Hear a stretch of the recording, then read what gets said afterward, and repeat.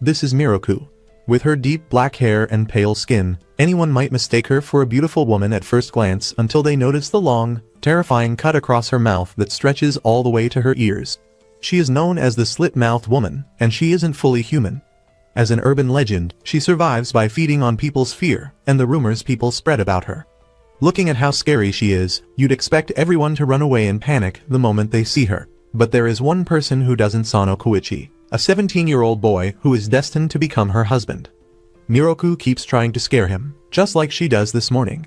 She shows up in her most horrifying form, her mouth wide open, but Koichi simply closes his book and gives her a score of 2 out of 10.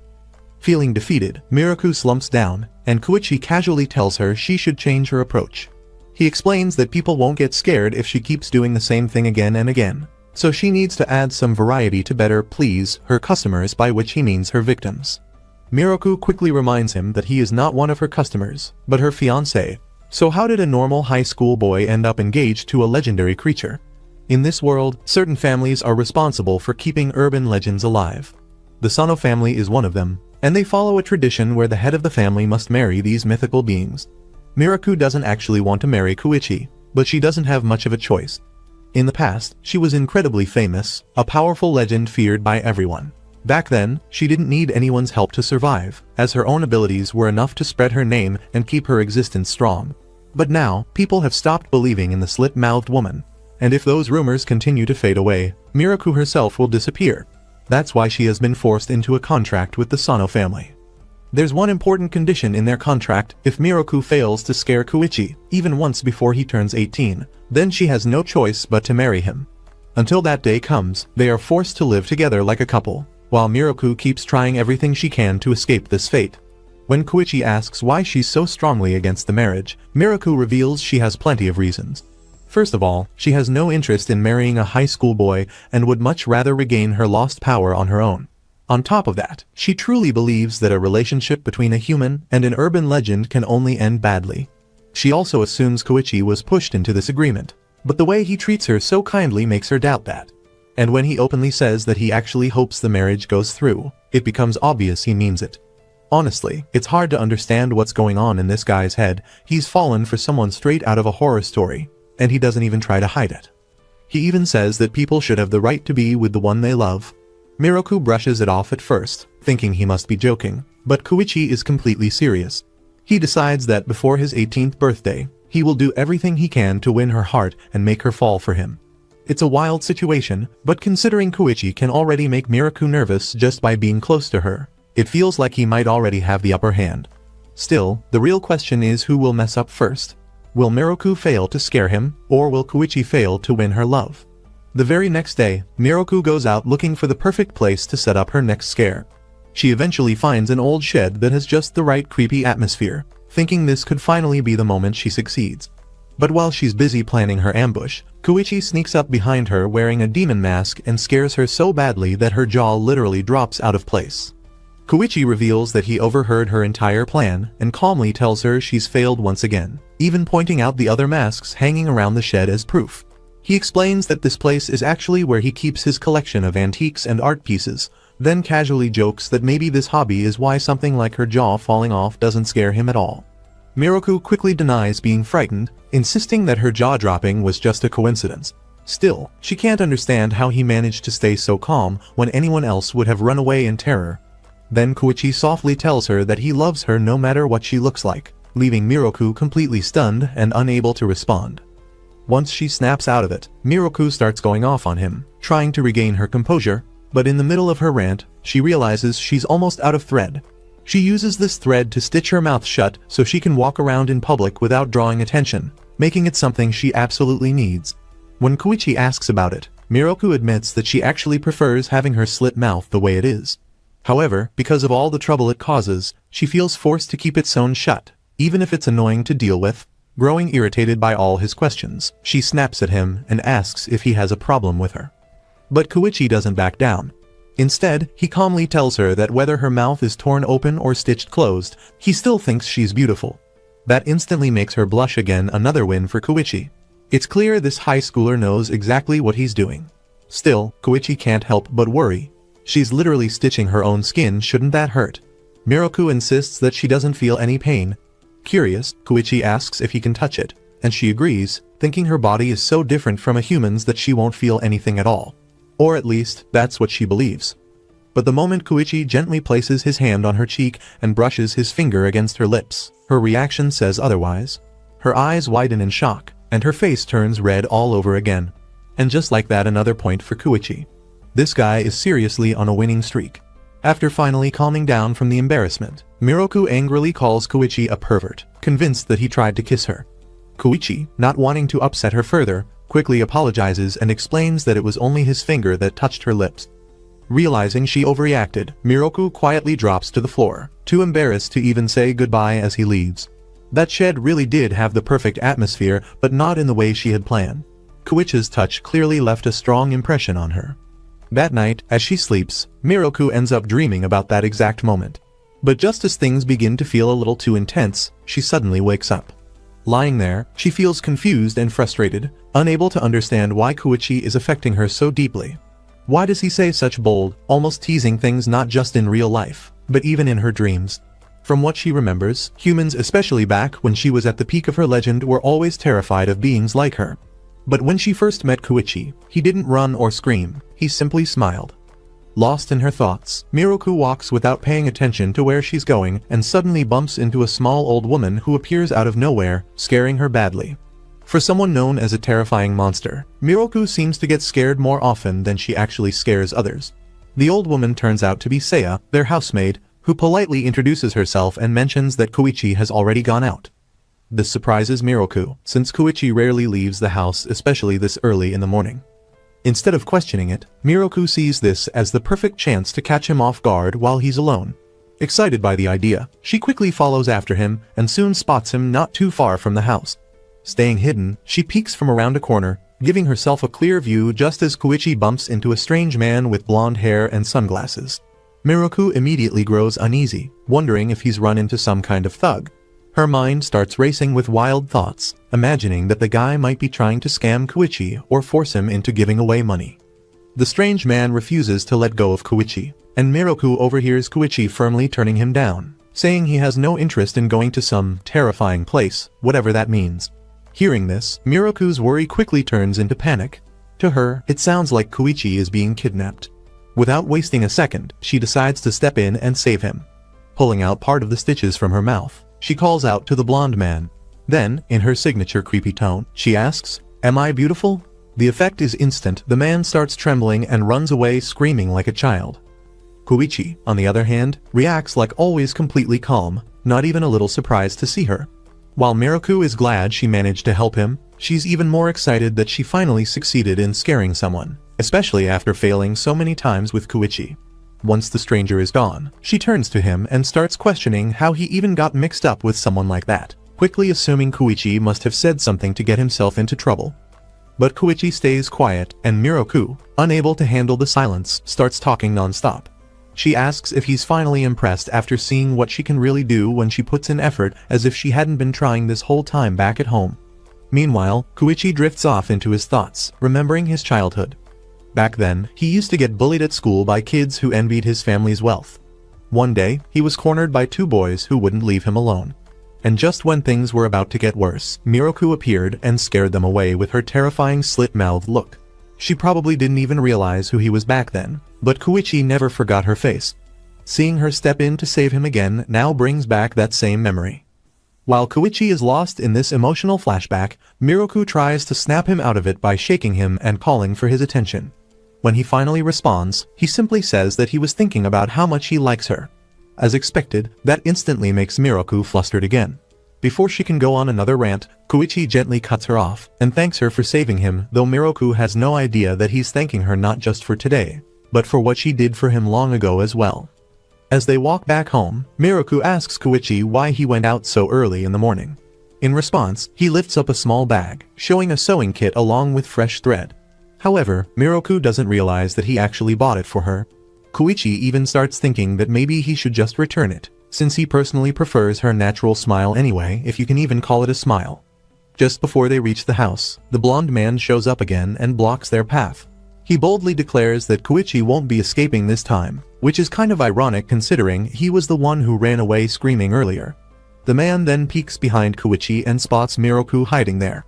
After the initial shock wears off, his attitude completely changes, and he quickly apologizes for his earlier behavior, now that he knows she's Koichi's fiancé. Miroku is left totally confused. The guy she thought was some kind of criminal suddenly introduces himself as Yuta, revealing that he's actually Koichi's assistant and bodyguard who has been with him since childhood. He even seems to enjoy teasing Koichi a bit, but his playful mood disappears the moment he remembers something important. Koichi is late for school and isn't even wearing his uniform yet. Right, he is still a high school student. Yuta immediately tells him to hurry up, get changed, and head to school. But Koichi bluntly says he doesn't want to go, which explains why he called it a terrifying place earlier. Hearing this, Miroku starts to worry, thinking maybe he's being bullied or doesn't have any friends. But Koichi doesn't see it that way at all. He just thinks school is a waste of time. He complains that he has to be there before 8 o'clock, meaning he has to leave the house by 7 o'clock, spend the whole day there, and won't even get back home until around 5 o'clock. Well, that's pretty normal, honestly. But what really bothers him is that going to school takes away time he could be spending with Miroku. Even so, Yuta refuses to listen, insisting that as long as Koichi is a student, his main focus should be studying. Koichi tries to argue back, so Yuta turns to Miroku and asks her to convince him to go. Unfortunately, Miroku completely misunderstands the situation and comes to her own strange conclusion that all humans must be afraid of time itself, missing the point entirely. Just then, Seiya the maid steps in and firmly reminds Koichi of their agreement. If he wants Miroku to stay and live with them, then he has to keep up with his studies in return. For some reason, that's enough to finally make Koichi give in. Without arguing further, he heads off to change into his school uniform. After he leaves, Yuta quietly tells Miroku that Koichi has always had a complicated relationship with his family. He explains that Koichi used to be very distant, rarely speaking, and never really trying to connect with his parents. But now, seeing how he acts around Miroku, Yuta feels relieved. It's obvious to him just how much Koichi cares about her. He even asks Miroku to look after his boss, calling Koichi a lovable troublemaker. Curious, Miroku asks Yuta why he keeps his hair covering his face and if she can see what he looks like underneath. Yuta quickly refuses, saying he's just very shy and it's too soon for him to show his face to her. That answer sounds a bit suspicious. Miroku seems to think so too, as she reaches out to lift his hair herself, but before she can, Koichi suddenly appears and grabs her hand. He casually jokes that Yuta looks like that because it's just part of his character design. Whether that's true or not, we'll probably find out later. Before heading off, Koichi hands Miroku a spool of thread, admitting that he borrowed it from the sewing club for her. As Yuta rushes him out the door toward school, Miroku stops him for a moment and thanks him, telling him to take care. It might not seem like much, but to Koichi, it means everything. His face lights up with the biggest smile yet. Even so, Miroku hasn't given up on escaping their contract. If anything, she's more determined than ever. She asks Yuta when Koichi is at his weakest, when he lets his guard down since all her previous attempts have failed. Yuta suggests that mornings are when Koichi is most vulnerable.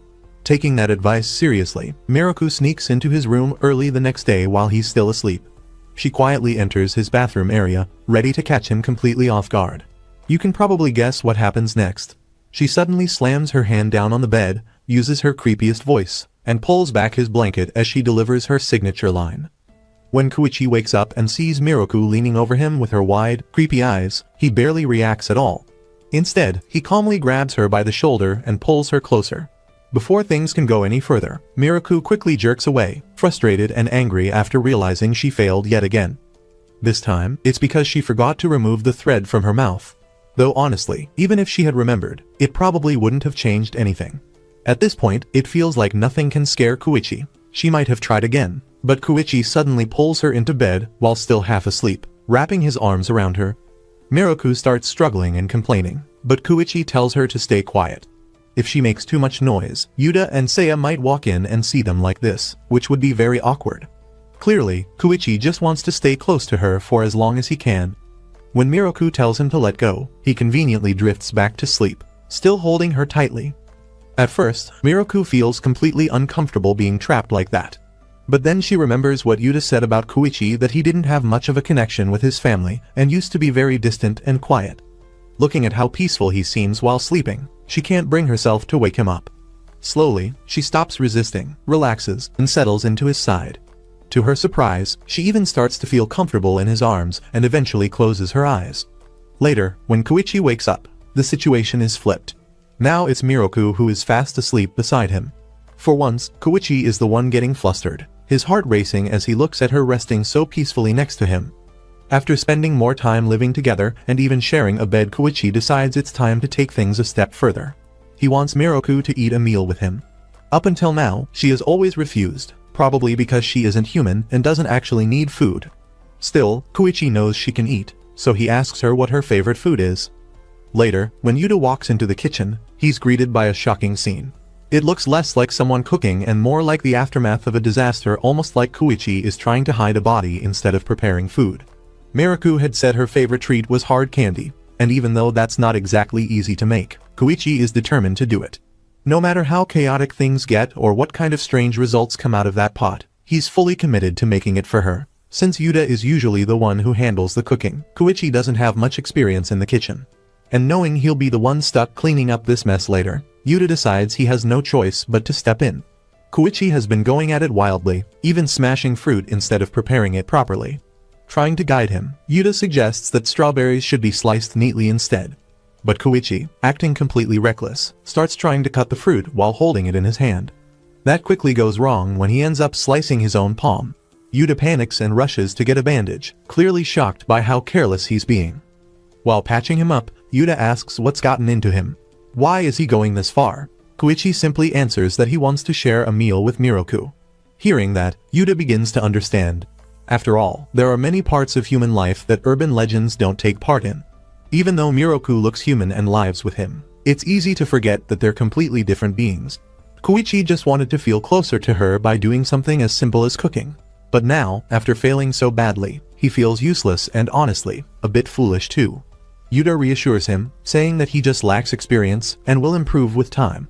He even admits that he thought Koichi was doing all this as part of some bigger plan to make Miroku fall in love with him so the marriage would go through. I mean, in a way, that's not entirely wrong. But Koichi shakes his head and explains that it's not that complicated. He just wants to do something nice for her. At the end of the day, all he really hopes for is to sit down and share a meal together. Hearing that, Yuta feels genuinely moved. Deciding to help, he steps in and fixes Koichi's disastrous attempt at cooking. With Yuta's guidance, they somehow manage to turn the chaos into a batch of surprisingly good-looking candies. And when Miroku tries them, she absolutely loves them. It's been a long time since she's eaten anything at all, and this is the first time she's tasted something like this. Seeing her enjoy them so much, Koichi asks if he can have one too and reaches for one of her lollipops. But as he does, Miroku notices the bandage on his hand, the result of his earlier mistake. While Koichi happily talks about what he might cook for her next time, Miroku suddenly goes quiet. The candy clearly worked, because she now cares enough to worry about him getting hurt. After a moment, she tells him that next time, she'll be the one to make something for him just to return the favor, of course. But when it's finally Miroku's turn to cook, it turns out she's just as bad as her future husband. Watching from the side, Yuta is honestly surprised it's the first time he really notices how similar the two of them are. As strange as this pair may be, they're slowly growing closer, and it's starting to feel like Koichi is winning their little battle. Now that Koichi has begun attending school more regularly, his classmates have started paying more attention to him. One student in particular, a boy named Ken-chan, becomes suspicious. He notices that Koichi has been showing up late and seems a lot happier than usual, so he starts to wonder if Koichi might have a girlfriend. Instead of just asking him like a normal person, Ken-chan decides to follow Koichi after school to catch him in the act. Totally normal behavior, right? His two friends don't really care, but Ken-chan is strangely fixated on him. Surprisingly, Koichi is actually the most popular guy at school. A lot of girls admire him, and he even has his own fan club. His friends point out that it would be way easier and much less creepy if Ken-chan just asked him directly. But instead, the three boys end up sneaking after Koichi into an alley. When they lose sight of him around a corner, they decide to split up to search for him. That's when Koichi suddenly appears right behind Ken-chan and calmly asks what they're doing. Honestly, they weren't being subtle at all. Caught off guard, Ken-chan blurts out the question asking Koichi if he's dating someone. Not exactly what you'd expect after being followed like that. As the boys start arguing among themselves, Koichi simply excuses himself and turns to leave. But before he can even take a few steps, Miroku shows up at the perfect moment. All three boys freeze, staring at the beautiful girl who walks straight up to Koichi and scolds him for keeping her waiting. Koichi quickly apologizes, but the moment gets interrupted when Ken-chan excitedly shouts that he knew it all along, these two are definitely dating. And honestly, he's not wrong. So after all that stalking, was it really worth it just to embarrass himself like this? Apparently, Ken-chan isn't done yet. He suddenly grabs Miroku's hands and starts bombarding her with questions, asking what kind of relationship she has with Koichi and insisting that they must be dating. Miroku quickly becomes uncomfortable as he keeps going, asking one strange question after another about Koichi. At this point, it almost feels like he's the one with a crush on Koichi. Before things get even more awkward, Koichi steps in and gently pulls Miroku out of Ken-chan's reach. He calmly introduces her as Miroku Sano and answers all their questions in a way that strongly suggests they're already married. Then, without a second thought, he just walks away like he didn't just casually tell his classmates that he has a wife. Once they're far enough away, Miroku pinches him for using the wrong name, clearly annoyed that he lied like that. As the two of them walk off, lightly bickering, the clueless boys watching from behind assume she must just be his sister. Honestly, you can't blame them, they're all teenagers, and the idea of one of their classmates being married is pretty hard to believe. Meanwhile, Ken-chan is overjoyed for a completely different reason. Despite everything, he's thrilled that Koichi actually remembered his name, to the point where he almost starts crying. He finally admits that he was the one who created Koichi's fan club, which just makes everything even more suspicious. His friends immediately start teasing him, calling him a stalker. Yeah, this guy definitely has a crush. But as the boys leave, something strange happens. A dark, eerie presence appears from the shadows of the alley, calling out to Miroku and using Koichi's family name. It seems like at least someone out there has realized that the two of them are more than just siblings. The next morning at the Sano house, Miroku stands by a pond, staring at her reflection. She can't help but wonder why she's been failing so badly to scare Koichi. It even makes her question if she's lost her ability to frighten humans at all. As she thinks about trying new ways to scare him, Koichi suddenly sneaks up behind her and startles her. The shock is so strong that she slips and falls straight into the pond, dragging Koichi down with her. At this point, you almost start to wonder if Koichi is the real monster here. After getting completely soaked from falling into the pond, Miroku decides to take a bath. As usual, she starts mumbling to herself, complaining that everything that happened was Koichi's fault. The moment she says his name, Koichi calls out to her from behind the screen door. Annoyed, she snaps at him, telling him to stop sneaking up on her all the time. Still grumpy, Miroku tells him she won't stay in the bath too long, especially since he's the one left standing outside in wet clothes while she gets to relax. Koichi calmly tells her not to rush, saying he doesn't want her to catch a cold. Of course, someone like Miroku can't actually get sick, but even she has to admit that it's kind of sweet that he cares. And honestly, she knows it's partly her fault for pulling him into the pond in the first place. To make up for it, she offers to grant him any request he wants as an apology, which might not have been the best idea. But Miroku is too proud to take it back, insisting she doesn't want to owe him anything. After thinking for a moment, Koichi makes his request a proper date. Not errands, not random outings, but an actual romantic date. He even asks if there's somewhere she'd like to go, and Miroku says she'll think about it. Then she hears Koichi sneeze from the other side of the door and realizes she's been soaking in the bath for way too long. As she quickly gets out, a loud noise suddenly echoes from inside. Hearing it, Koichi rushes in, worried that she slipped and got hurt. But when he enters, the scene is something else. Miroku is sitting on the floor, trying to cover herself while also clutching her face, which is missing its jaw. Completely panicked, she starts searching around for it. Koichi, as calm as ever, simply points out that her jaw is sitting right on top of her head. How it ended up there is anyone's guess. And somehow, even seeing her like that doesn't faze him at all. After she manages to stitch her jaw back in place and Koichi leaves the bathroom, Miroku quickly insists that she only slipped because she was rushing after hearing him sneeze. Koichi thanks Miroku for worrying about him, saying that her concern is one of the things he likes most about her, along with how clumsy she can be. Honestly, it's a good thing she's already his fiancé, because this guy is completely head over heels for her. As usual, Miroku pretends she didn't hear any of that and simply turns away, trying to hide her reaction. But then, a strange and creepy sound echoes behind them. When they turn around, they see a dark, shadowy figure forming, its hands slowly reaching toward Miroku. As the shadow wraps around her, a chilling voice speaks, warning that all secrets and hidden intentions will be brought into the light. The shadow then takes the shape of a young boy, who immediately insults Koichi, calling him nothing more than a lowly insect and telling him to stay away from his older sister. Yes, apparently, urban legends can have siblings too. While Koichi stands there, shocked and unsure how to react, Miroku angrily shouts at the figure, calling him out. It turns out this dramatic intruder is her younger brother, Mikoto. The two haven't seen each other in a long time, and Mikoto explains that during their time apart, he has trained himself to become a more powerful and respected legend. But the reason he's here now is because he found out about her engagement. And he makes it very clear he refuses to let Miroku marry into what he calls a terrible family. That's a pretty harsh judgment for someone who just showed up. And somehow, even though he just met Koichi, Mikoto already dislikes him. Then again, Koichi doesn't seem too fond of him either. Koichi quickly pulls Miroku closer, holding her protectively. When Mikoto tells him to let go of her, Koichi fires back, pointing out that Mikoto is the one who barged into their home uninvited. Things only get worse when Koichi refers to Miroku as his wife. Mikoto clearly doesn't take that well at all. The two start arguing, and in the middle of it, they both grab onto Miroku, pulling so hard it almost looks like they might tear her apart. When Miroku finally yells at them, they let go just in time. At that moment, Yuta steps in, standing protectively beside Miroku with a hand on her shoulder. Seeing this, Mikoto suddenly wraps his arms around his sister in a possessive way, clearly trying to provoke Koichi even more. And of course it works. Meanwhile, Miroku, completely unaware of what her brother is trying to do, attempts to calm things down by properly introducing him. She explains that Mikoto is the legendary, walking corpse with devilish ears, as if that somehow makes the situation any less chaotic. It turns out that Mikoto's ability is all about detecting lies and exposing people for their dishonesty, whatever that really means. As Koichi bluntly puts it, he's basically just a zombie with really sharp hearing.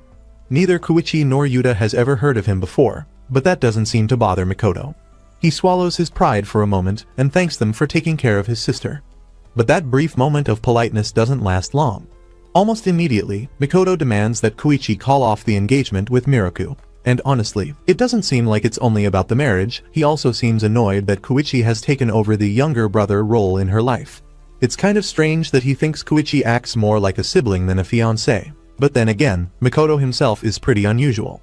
Even Miroku admits that he's always been a bit odd. Curious, Koichi asks how long they've even been related, since he's never heard of Mikoto before. But Mikoto brushes off the question, saying it's none of his business. The only thing Koichi needs to understand, according to him, is that Mikoto is now the most important man in Miroku's life again. Though honestly, that's a bold claim, being her future husband should probably count for more than being her younger brother. Before long, the two of them start arguing again, raising their voices and clashing head-on. While they continue their back and forth, Yuta calmly steps aside and offers to make tea for himself and Miroku, as if this chaos is just another normal day. Trying to break the tension, Miroku asks her brother if something is wrong, noticing that he seems more serious than she remembers. That's when Mikoto finally reveals why he came. He asks Miroku to leave with him and return to the House of Legends. He warns her that the Sano family can't be trusted, claiming they are nothing but liars and that she should cut all ties with them. It's a pretty harsh judgment, especially since he barely knows them. But then again, as a legend tied to deceit, maybe he has his reasons. During the time they were apart, Mikoto says he heard an old rumor passed between other legends that humans from the Sano family once tricked beings like them, using contracts to take advantage of their kind. According to the rumor, every legend who married into the Sano family was eventually used for their own benefit. Some of them were treated so badly that they chose to disappear rather than continue living like that. It's a disturbing story, and from the look on her face, it seems like Miroku has heard it before. Still, she shakes her head and says it's just an old tale, insisting that the Sano family today isn't like that anymore. Mikoto is clearly surprised by her response. He narrows his eyes and asks if she's already started falling for her fiancé. Miroku quickly denies it, but Mikoto doesn't back down. He argues that people like the Sano family don't change so easily, and claims that Koichi himself has been lying to her. He tells her to think carefully about their conversations about anything that might have sounded off or made her feel uneasy. In his eyes, Koichi is nothing more than a liar who plans to use her. What makes things worse is that while Mikoto throws out all these accusations, Koichi just stands there silently. He doesn't argue, doesn't defend himself, not even once. That silence makes everything feel even more suspicious. Confused and shaken, Miroku turns to him and asks if it's true. But instead of answering, Koichi simply walks toward the door. Just before leaving, he pauses and quietly says he's sorry. And honestly, that doesn't help his case at all. As Koichi walks away, Mikoto shouts after him, hurling insults and taking his silence as proof that the Sano family really is hiding something. But for Miroku, what hurts the most isn't the rumor, it's the thought that Koichi might have been lying when he said he liked her, or when he called her beautiful. That idea affects her more deeply than she expected. Suddenly, a loud noise comes from outside. A moment later, Yuta rushes in, apologizing for the interruption. He explains that Koichi has collapsed and is running a fever, which raises a serious question: how did he suddenly get so sick right after leaving the room? Yuta then reveals the truth. Koichi has always been physically weak, ever since he was a child. He had been trying to hide it while Miroku was around, but the stress from Mikoto's accusations must have pushed him too far. Standing beside his bed, looking at his pale and fragile state, Miroku starts to wonder, has he been hiding this the whole time? Were all those strange actions and sudden, emotional words his way of covering up how unwell he really is? Even with all her doubts, Miroku still cares about Koichi enough to stay by his side and look after him while he's sick. She sits quietly near his bed, watching over him. When Koichi finally begins to wake up, Yuta politely steps out of the room to give them some space. As Koichi regains his senses, he looks embarrassed, clearly uncomfortable that Miroku has seen what he considers his weak and pathetic side. But to Miroku, it's nothing like that. She's only worried about his health. He asks about her brother, and Miroku tells him that Mikoto has agreed to leave for now, at least until Koichi recovers. Well, at least he's not completely unreasonable. Koichi then apologizes, saying that because of his condition, they probably won't be able to go on their date the next day. But his apology doesn't stop there. He also says sorry for everything that happened earlier and admits that the rumors Mikoto mentioned about the Sano family are mostly true. The family may act normal on the surface, but Koichi knows that in the past, they did deceive and take advantage of legends. He explains that while he can't escape his family's history, his feelings for Miroku are real. That part, he insists, has never been a lie. He tries to ease her worries, telling her that the current Sano family is different from those in the past. They would never intentionally trick a legend now. Still, Miroku can't help but question one thing: if everything is fine, then why did he suddenly walk out earlier while saying sorry? From her perspective, it made things seem much worse, like their entire relationship might have been fake. Realizing how it must have looked, Koichi feels a bit foolish. His dramatic reaction definitely made the situation more serious than it actually was. Poor Miroku had even started to think she was stuck in a fake engagement. Then Koichi admits there was one thing he lied about. It was when he said he hadn't even thought about touching her before marriage. And yeah, that's where things start to get a little awkward. It seems Koichi has only just fully realized that he's living under the same roof as the girl he loves. And with that realization came feelings and desires he's been trying hard to control. So if Mikoto sensed any dishonesty from him, it probably wasn't about anything serious, just Koichi struggling to hold back those thoughts. Looks like even the calm and composed Koichi has finally lost to his teenage hormones. It was bound to happen sooner or later. Miroku panics again when he gets close, but this time, when he leans in to kiss her, she doesn't pull away. For a moment, it feels like they're about to share their first kiss. But then, right at that exact moment, Koichi suddenly collapses onto her shoulder. I mean, sure, he has a fever, but the timing couldn't have been worse. Thankfully, Koichi recovers pretty quickly, and once he's back on his feet, he returns with even more determination. At the same time, Mikoto also isn't backing down. For some reason, the two of them decide the best way to settle things is a badminton match. Because obviously, that's how serious rivals handle their problems. With Yuta acting as the referee and Seiya watching calmly from the side, the two boys prepare to compete for Miroku. It was actually Mikoto's idea. He declares that whoever wins the match gets to keep his sister. It's a pretty old-fashioned way of thinking, assuming Miroku would just go along with the result of a simple game. Even Koichi probably realizes that. But when Mikoto raises the stakes, he can't refuse. The deal is intense. If Mikoto wins, the engagement is cancelled on the spot. But if Koichi wins, he can ask for anything he wants, even something as extreme as Mikoto's life. Excited by the possibilities, Koichi says he'll decide his reward later, and just like that, the match begins. The rules are simple: miss the shuttlecock, lose a point. Whoever has the higher score at the end wins. But during the first round, neither of them misses a single shot for a full 30 minutes. It gets so ridiculous that Yuta even wonders if they secretly practiced beforehand. For the second round, they add a time limit, probably to make things less endless. Watching them go back and forth non-stop must be exhausting for everyone else. While sitting on the sidelines, Seiya asks Miroku who she's rooting for, Koichi or her brother. Without hesitation, Miroku says she's cheering for Mikoto, since she wants the engagement to end just as much as he does. Besides, she doesn't want to lose her connection with her family again. And the funny part? She says all of this loud enough for Koichi to hear. She says it loud enough that Koichi hears every word, and it throws him off just enough to miss the next shot. The shuttlecock drops, and just like that, he loses a point. Now he's behind. And somehow, that also means Miroku gets to punish him by drawing on his face. Taking full advantage of the moment, she paints small X marks on his cheeks to match the stitches on her own face, then proudly shows him off as the slit-mouthed boy, clearly enjoying teasing him. Meanwhile, Makoto watches in silence, looking more and more irritated. The match continues, and the tension only grows. Both of them keep pushing hard, but because of the time limit, the score ends up tied going into the final round. This last match will decide everything. But instead of getting serious, Makoto suddenly lowers his racket and admits defeat. He says that, deep down, he already feels like he's lost. He confesses that he believed Koichi couldn't make Miroku happy, that's what he kept telling himself. But after watching them during the match, seeing her smile and laugh so naturally, he realizes he was wrong. Still, he reacts in his usual dramatic way, throwing a bit of a tantrum and telling Koichi to go ahead and claim whatever reward he wants. But Koichi has been watching too, not just the game, but Miroku and her brother. Seeing how they interact has left a strong impression on him. So instead of asking for something extreme, Koichi makes a simple request. The next time Makoto visits, he should use the front door, that's all. Makoto is caught off guard. He asks if Koichi is really sure, reminding him that he still plans to interfere and won't give up on stopping their marriage. Koichi just shrugs and says that's fine. No matter what Makoto does, he's determined to make him accept him as family.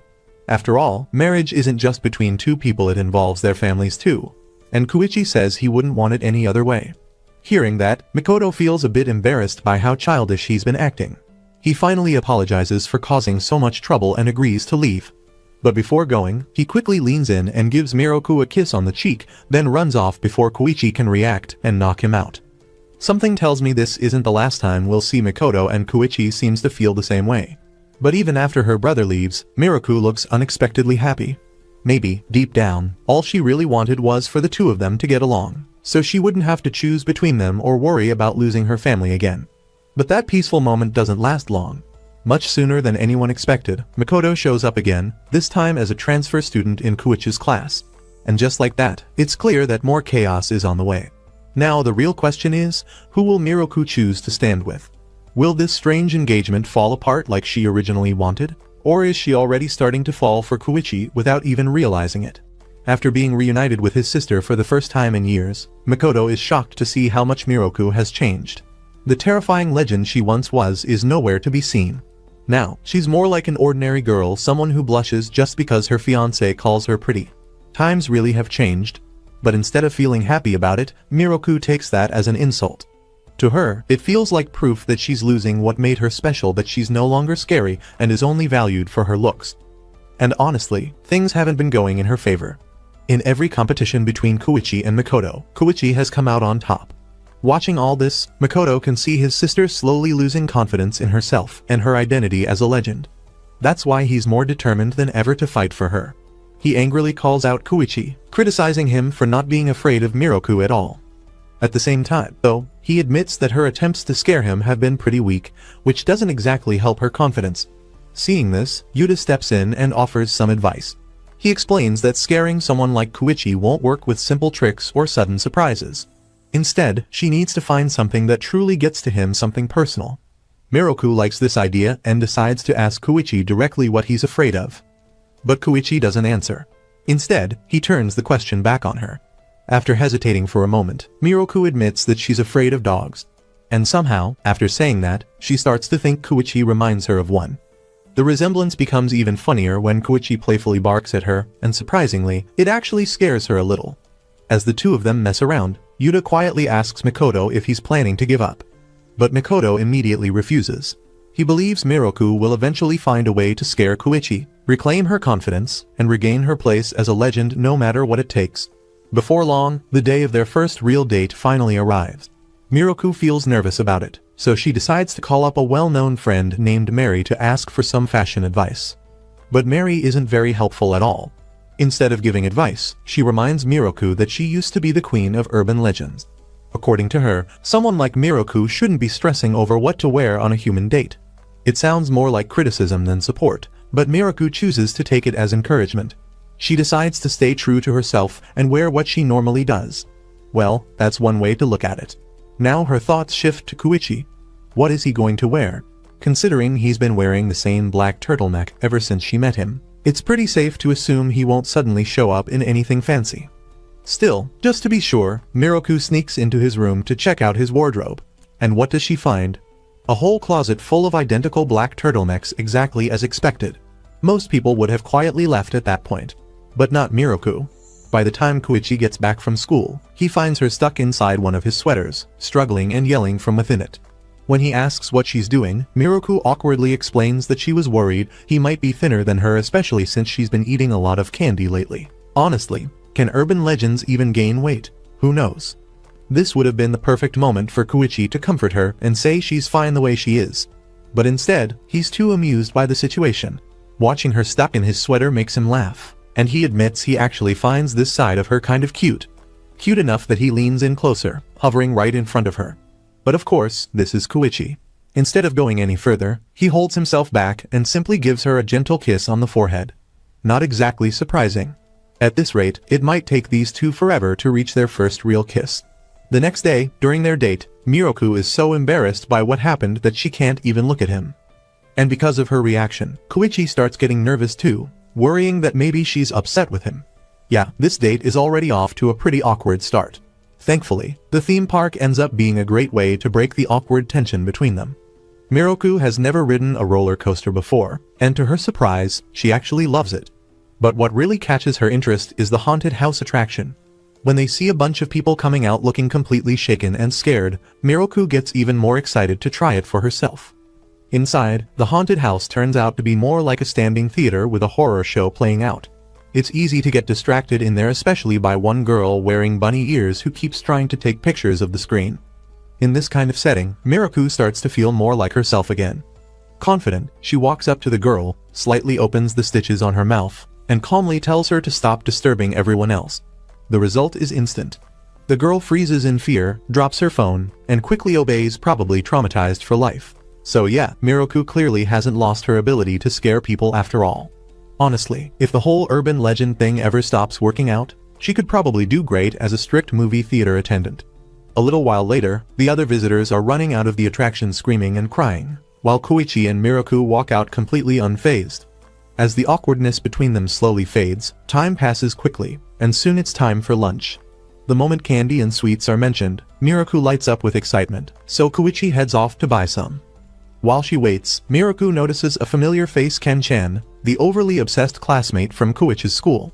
His usual friends, Saruda and Kijiyama, are there too, talking with Koichi while standing in line. Ken-chan nervously apologizes to Miroku for how he acted before, when he kept asking her non-stop questions about her relationship. Miroku tells him not to worry about it and casually invites him to come sit next to her instead of shouting from far away like a complete weirdo. Honestly, every time this kid shows up, he somehow manages to get even stranger. Ken-chan excitedly tells Miroku that he met her brother, Mikoto, at school, and that Mikoto finally explained the truth about her relationship with Koichi. But that only leads to more questions. Confused, Ken-chan asks why Koichi introduced her with the last name Sano when they first met. Caught off guard, Miroku hesitates before reluctantly admitting that they're actually engaged. And of course, she says this at the worst possible moment right as Koichi and the others walk up behind them. Hearing her finally say it out loud touches Koichi, since she's never openly acknowledged their engagement before. Realizing what she just said, Miroku immediately tries to take it back, flustered and embarrassed. But Koichi gently takes her hand and places a soft kiss on her palm, instantly shutting her up. Meanwhile, in the background of this very personal moment, the three boys just stand there awkwardly, holding their food and watching everything unfold. Thankfully, Ken-chan's friends have enough sense to pull him away before he makes things even more uncomfortable, leaving Koichi and Miroku alone to enjoy their meal. Koichi hands Miroku a whole bag filled with candy and donuts, but she gets even more excited when he reveals a single lollipop. He makes a big deal out of it, saying it was the last one in the shop and that he got it just for her. He's clearly trying hard, even teasing her a bit by saying it was all worth it just to hear her admit their engagement in front of others. Blushing, Miroku can't argue back this time. With her mouth full of sweets, she awkwardly admits that she had fun and thanks him for the day. After such a successful first date, Miraku decides it's time to visit some of her fellow urban legend friends. And where do a group of legends meet up? Exactly where you'd expect, in a quiet, abandoned lakeside near old railway tracks, surrounded by shadows and ruins. The friends she meets there include Viola, a bold and curious white-haired woman who is very eager to hear all the juicy details about the date, and Mary, a doll-like girl known as the girl on the phone who takes things much more seriously. Miraku quickly shuts down their teasing, saying that nothing special really happened on the date, they just walked around and ate some food together. But Mary doesn't buy it for a second. She tells Miraku to be honest with herself, pointing out that they've already been living together, going on dates, and even sleeping in the same bed. That's not something you do with someone you don't care about. Viola agrees and goes even further, telling Miraku she should just accept the marriage already. When Miraku pushes back, Viola suddenly throws out a shocking question: if Miraku doesn't want him, then can she marry Koichi instead? That instantly catches Miraku off guard. Mary quickly tells Viola to stop joking around, but the point has already been made. Even if Viola was kidding, Miraku's reaction says everything. The idea of someone else marrying Koichi clearly bothers her, whether she wants to admit it or not. To make up for teasing her, Viola offers to teach Miraku a new way to scare Koichi, something that doesn't rely on her usual slit-mouth trick. Taking that advice, Miraku tries it out as soon as she gets home. She sneaks up behind Koichi and whispers softly into his ear, hoping it will finally frighten him. But it doesn't go the way she expected. Instead of being scary, the whole thing just turns awkward. Realizing it didn't work, Miraku gets embarrassed and storms off, yelling at Koichi to forget what just happened. Meanwhile, Koichi is left standing there, completely flustered. He keeps touching the spot where she whispered, his face red and his body tense for the rest of the day. It turns out Viola's scary technique had a much bigger effect than Miraku realized, just not in the way she intended. The next day, Miraku decides to return the favor from before by cooking something for Koichi. This time, she asks Yuta for help as she tries to make rice dumplings. And surprisingly, she's doing a better job than Koichi did though. To be fair, that's not exactly a high standard. The last time Koichi stepped into the kitchen, he left behind a disaster that looked like something out of a horror movie. So even though Yuta ends up doing most of the actual cooking again, he still finds it sweet that Miraku is trying to return the favor. When he casually asks if this means she's given up on trying to scare Koichi, Miraku quickly denies it, saying she's just taking a short break. After all, Koichi has exams coming up, and she doesn't want to distract him while he's studying. Not that her attempts to scare him have worked much anyway. Once they finish cooking, Miraku thanks Yuta for helping her and even compliments him, saying he's like a perfect housekeeper. Yuta smiles but corrects her, explaining that he's not actually a housekeeper. He originally came to the Sano household as Koichi's bodyguard, but after Koichi's health got worse, he slowly started taking on more responsibilities around the house to support him. He admits he wasn't very good at it in the beginning, and that it was actually his wife who taught him how to cook. Wait, his wife? Miraku is just as shocked. Yuta doesn't look much older than a teenager, yet he casually reveals he's married. When he shows her his ring, Miraku is so stunned that she immediately runs off, bursting into Koichi's room and loudly asking if he knew about this. Of course, Koichi already knew, but he refuses to answer her endless questions about Yuta's mysterious wife, simply telling her to ask Yuta directly. That's when Koichi notices the rice dumplings in her hand. Miraku explains that she made them for him to eat while studying. Though, from the looks of it, Koichi has already given up on studying for now and is busy cleaning instead. As he organizes the books on his shelf, Miraku notices a bit of dust on his hair and instinctively reaches out to brush it away. For a moment, she gets distracted by how his hair feels between her fingers. Then she suddenly realizes what she's doing. Embarrassed, she quickly pulls her hand back, apologizes, and hurries out of the room, saying she'll go make some tea to go with the dumplings. Miraku doesn't even realize it, but as she walks away, Koichi is left completely flustered behind her. Just the feeling of her fingers in his hair is enough to leave him shaken. At this point, he's fully fallen for her, no doubt about it. Because of that moment, Koichi ends up having a strange dream the next morning. In it, a giant fish-headed figure stands between two versions of Miraku, one with her mouth stitched shut and the other with it wide open. The creature asks him which one has feelings for him, and without hesitation, Koichi answers, both. Suddenly, one Miraku grabs him from behind while the other moves closer, leaning in so near that his heart starts racing. Just as things are about to go further, he wakes up. At the same time, Seiya comes in to wake him up for the day. Still a bit shaken by the dream, Koichi stops by Miraku's room before heading to school. As he stands outside, he overhears her talking to herself. It sounds like she's regained some control over her powers. For the first time in a while, she's able to open and close her slit mouth without using thread. Even though she can't maintain it for long, she's clearly excited about the progress. She even says out loud that she can't let Koichi find out about it. Unfortunately for her, he's already standing right there, listening. Later at school, Koichi struggles to focus during his exams. His thoughts are completely filled with Miroku, making it impossible for him to concentrate. Without realizing it, she's slowly making him fall deeper and deeper in love with her. At this point, he even starts wondering if she's doing it on purpose. He's so distracted that he doesn't even notice when the test ends or when Makoto walks up to him.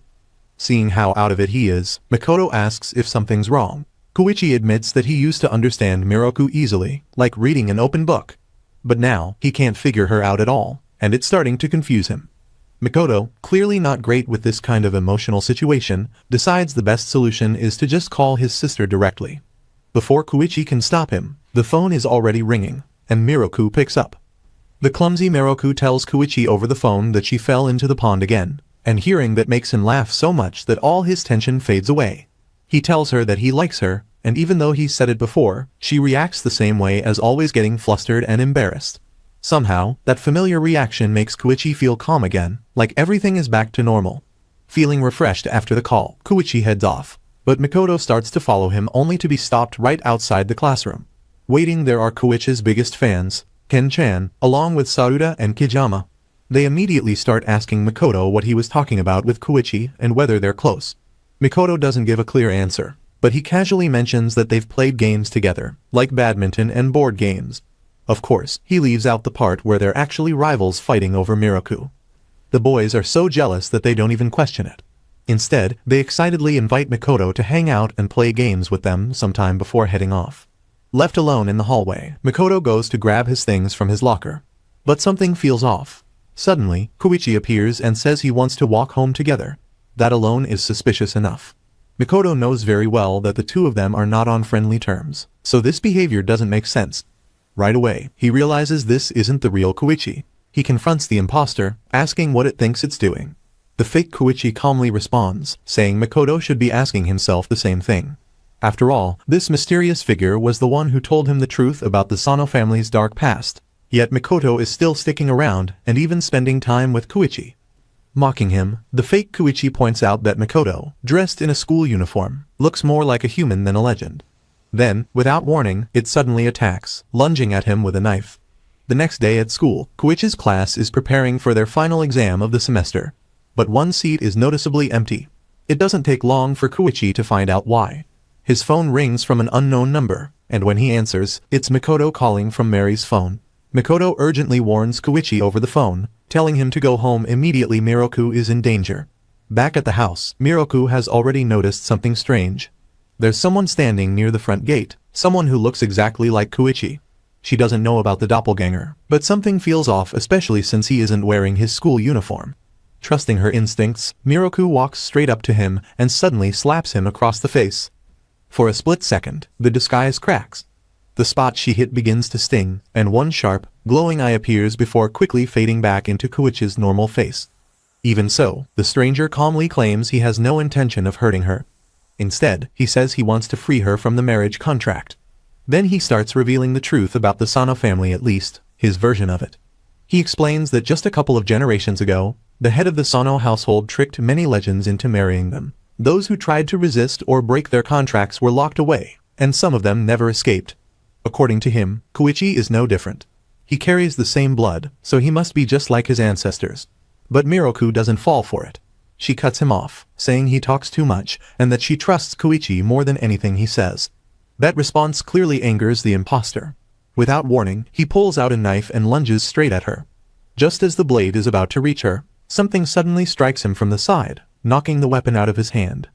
Koichi arrives just in time. Standing between Miroku and the attacker, he calmly tells the fake to leave. And surprisingly, it actually listens. The doppelganger disappears without another word. Miroku looks uneasy, wondering if it was really okay to just let him go. But Koichi doesn't care about that right now. All that matters to him is that she's safe. Seeing how worried he was, Miroku gently reassures him. She tells him she's completely fine, that she wasn't hurt at all, and everything is okay. Meanwhile, Seiya, the slightly questionable maid, just stands there watching everything from behind the gate, not even bothering to step in. Really helpful, Grandma. Once everyone is safely back inside, she calmly explains that what the doppelganger said earlier was only part of the truth.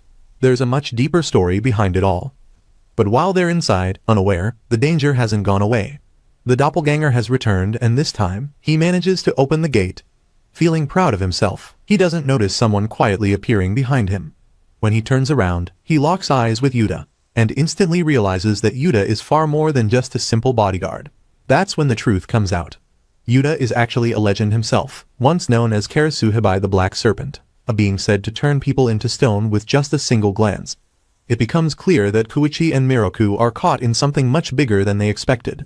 Between the doppelganger and the hidden identities around them, things are only getting more dangerous. Inside the house, completely unaware of what's happening outside, Koichi and Miroku continue listening to Seiya. She begins telling her own story about the Sano family's past. Back in the 20th century, the Sano were at the peak of their power, forming contracts and marrying as many legends as they could. But then, something strange started happening. The brides-to-be began disappearing. Among the maids, rumors began to spread. They believed that a legend called the Black Serpent was behind it all, especially since he was living with the Sano family at the time and was known to hold a deep grudge against them. This Black Serpent, Karasuhibei, had a soft spot for one particular girl, the daughter of the clan leader. Even though she wasn't related by blood, the Sano family had taken her in. She was the only person who ever treated him with kindness. Alongside her was the young master, Kaoru, the clan leader's nephew, who was also part of this complicated story. Unlike his uncle, Kaoru didn't share the same cold attitude toward the Black Serpent. He often stayed close to both the serpent and the young woman. It was obvious to him that the Black Serpent had feelings for her. So, like any good friend, Kaoru encouraged him to be honest and confess. But the serpent refused. Because of his complicated connection to the Sano family, he believed getting involved with her would only lead to trouble. There was a deeper reason for this. Kaoru, who was set to become the next head of the family, had originally been arranged to marry the Black Serpent. But that plan quickly fell apart when they realized the serpent was actually male. Even though the engagement was cancelled, the Black Serpent stayed in the household, not exactly as a guest, but not entirely free either. In exchange for being released from his contract, he was forced to obey the clan leader's orders. One of those duties was especially cruel. He had to turn disobedient brides into stone. The serpent hated doing this. He had no desire to harm other legends. But he also knew that if he refused, the girl he cared about would be put in danger. So, to protect her, he carried out those orders, using the snakes around his neck to petrify the victims. Kaoru, however, was different from the rest of his family. He pitied the serpent and understood how painful it was for him to be tied to such a cruel household. Wanting to help, he secretly came up with a plan to set him free. When everything was ready, the Black Serpent found himself at a turning point. For so long, he had tried to suppress his feelings, convincing himself that a human and a legend could never be together. But when the moment finally came, he couldn't hold back anymore. He confessed to the young woman and asked if she would be willing to die with him. Not exactly the smoothest confession, but in his world, maybe that was the only way he knew how to express his love. While the two of them were making this desperate promise, Kaoru was carrying out the final step of his plan. He led his uncle to a hidden shed where all the petrified legends were kept. But when the clan leader looked inside, he was shocked. Every single one of them was no longer stone. They were alive again. When the clan leader demanded to know how this was even possible, Kaoru showed him a box filled with the severed snakes from the Black Serpent's back. He used it as proof, claiming the serpent had taken his own life, and in doing so, released all the legends he had turned into stone. Of course, those legends had suffered for years. Being trapped and mistreated for so long left them full of anger. One by one, they surrounded the clan leader, ready to take their revenge. As this unfolded, Kaoru made a promise to rebuild the Sano family from scratch and restore its honor. Surprisingly, his uncle didn't react with anger. Even after realizing his own nephew had planned all of this, he simply accepted his fate. Instead of fighting back, he wished Kaoru luck and allowed himself to be taken by the very legends he had once controlled. Meanwhile, the truth was very different from what it seemed. The Black Serpent and the young woman weren't dead at all. They had escaped together. The serpent had kept one secret hidden all along. He could reverse the petrification whenever he wanted. So when Kaoru offered to help him, they came up with a plan. They faked their deaths, cut off his snakes to sell the lie, and left Kaoru behind while they disappeared without a trace. When the serpent tried to explain everything to the young woman, she broke down in tears. Anyone would react that way after being taken from their home and forced to fake their own death. Feeling guilty, the serpent wished he could stop time so they could stay together like this forever. But she gently refused that idea. She didn't want time to freeze, she wanted to live through every season, every moment, as long as he was by her side. Hearing that, the serpent finally let go of all his doubts. He pulled her into an embrace and confessed his love. And she answered him with the same feelings, promising that she would stay with him and never let go of his hand, even as she grew older. And in the end, that's exactly what happened.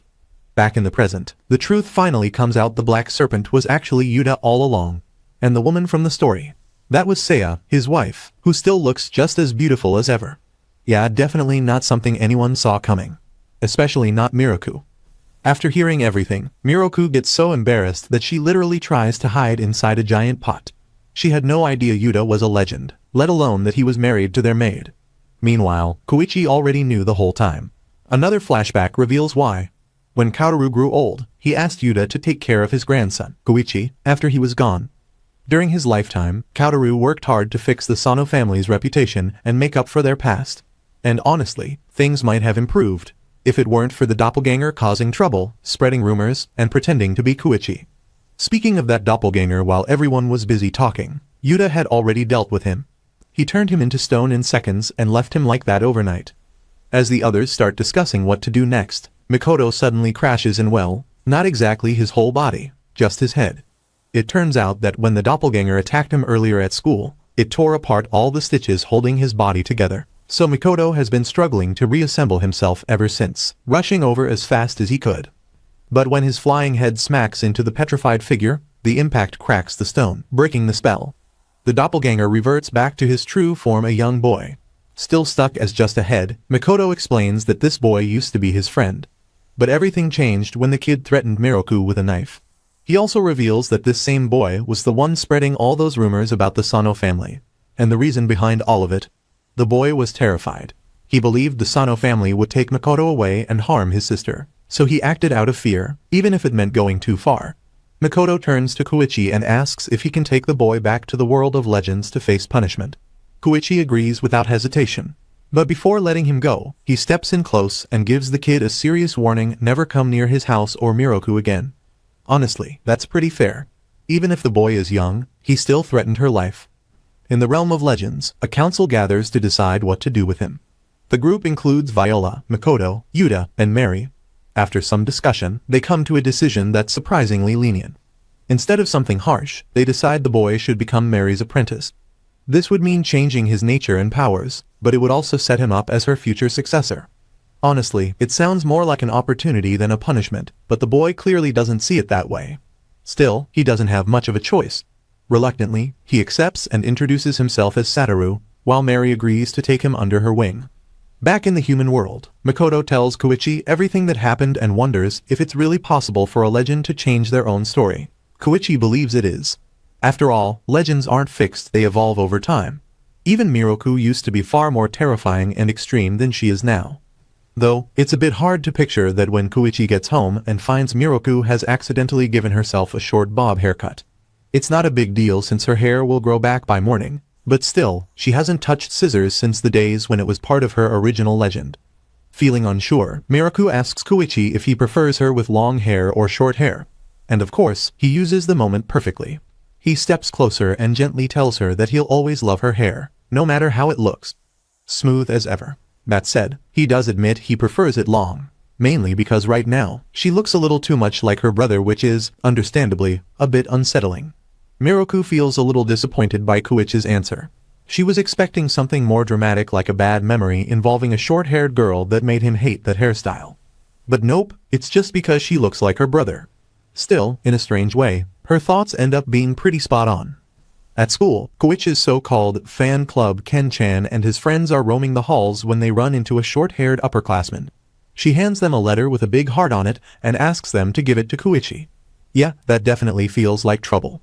And somehow, that letter ends up in Miroku's hands. Of course it does. She already knows Koichi is popular, so she isn't shocked that someone might have feelings for him. But things take a turn when she overhears Koichi talking on the phone with someone named Mao, agreeing to meet up. Suddenly, she remembers the name written on the letter Maoyori and panic starts to set in. Her thoughts spiral quickly. and she begins to worry that Koichi might be cheating on her. So, like any totally rational person, she puts on a ridiculous disguise and decides to follow him. Part of her hopes it's all a misunderstanding, that maybe the Mao from the phone and the Maoyori from the letter are different people, or maybe even just a guy friend. But then she sees her. A cute short-haired girl shows up, and just like that, Miroku's worst fears feel confirmed. The girl acts very close to Koichi, holding onto his arm and dragging him from shop to shop. From the outside, it looks exactly like a date. Then things get worse. As Mao turns a corner, she suddenly bumps into Miroku, causing her to spill her drink everywhere. But instead of brushing it off, Mao immediately recognizes her even with a disguise. She says Koichi has talked about her so much that she'd recognize her anywhere. And then comes the twist. Mao introduces herself properly as Maunamike, Koichi's cousin. Yeah. False alarm. Miroku is left completely confused. Trying to process everything, she pulls out the love letter and asks if it belongs to Mao. It does, but not in the way she thought. The letter was actually meant for Miroku, not Koichi. At that point, Miroku looks like her brain has completely stopped working. And right on cue, Koichi shows up to clear everything up. It turns out there was nothing suspicious going on at all. Mao is actually getting married, and the letter wasn't a confession, it was an invitation to her wedding. She only met up with Koichi so he could help her choose a gift for her future husband. Hearing this, Miroku feels relieved and even a little touched that she was invited. After Mao runs off, Miroku gets excited at the thought of getting to know her better. Koichi, on the other hand, finds the whole situation pretty funny.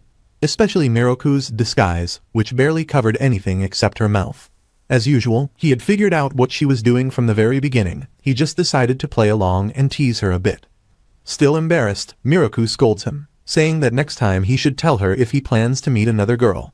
She even adds that he's only allowed to like her. So yeah, turns out Miroku gets jealous pretty easily. And honestly, Koichi seems to enjoy that. In fact, he enjoys it enough to lean in and try to kiss her right over her face mask. The result is, not exactly romantic. When he pulls back, his face is bright red from embarrassment. Well, you can't win every time. Soon, the day of Mao's wedding arrives. The moment Miroku sees her, she bursts into tears. Mao rushes over, and Miroku immediately tells her how beautiful she looks, thanking her for the invitation and wishing her a happy life. It's clear she really loves weddings, though you'd think that would make her more excited about her own. Before heading off to greet other guests, Mao hands Miroku a flower instead of throwing a bouquet. It's a pretty obvious hint that Miroku might be next in line to get married. As Miroku processes all of this, a tearful man suddenly approaches them. At first, he seems overly emotional, but the moment he recognizes Miroku, his mood instantly brightens. Surprisingly, this isn't Mao's father, it's Koichi's. Miroku is shocked to finally meet her future father-in-law. He quickly apologizes for not introducing himself sooner and then calls over his wife. Momoji Sono, the current head of the family, definitely acts like she's in charge. When her husband starts making a scene, she immediately punches him in the stomach and tells him to be quiet. It's pretty clear where Koichi gets his personality from. Miroku feels nervous meeting his parents for the first time, but Momoji seems surprisingly interested in her. She warmly suggests that they all spend more time together, preferably at their own home, which they rarely visit. But once they arrive at the Sano house, things take a strange turn. Koichi's parents suddenly act completely different. They start doting on Miroku, poking her cheeks and sweetly asking when she's going to officially become part of the family. It turns out there's a reason for this sudden personality change. Momoji and her husband accidentally ate chocolates filled with alcohol. And let's just say, Momoji cannot handle her liquor at all. At least in this state, she's a lot less intimidating. And now that she's more relaxed and talkative, she begins sharing stories about Koichi's childhood. She explains that while she took over Kotaru's work of rebuilding the family's reputation and running the business, Koichi ended up spending most of his time with Yuta and Seiya instead of his parents. Clearly embarrassed, Koichi cuts her off and quickly leads Miroku outside. Miroku comments that his parents are very different from what she expected, and Koichi apologizes for their behavior, blaming it on the alcohol. As they talk, Koichi confirms what his mother said. He did spend a lot of time alone growing up, but he never really felt lonely. His parents were always there when it mattered, and when they weren't, Yuta and Seiya were by his side. Because of that, he feels grateful for the family he had. But even so, there's still something missing, something he wants now. When Koichi admits that what he wants is her, Miroku quickly tells him to stop acting so entitled. And yeah, he might sound a bit bold, but honestly, he's not entirely wrong either.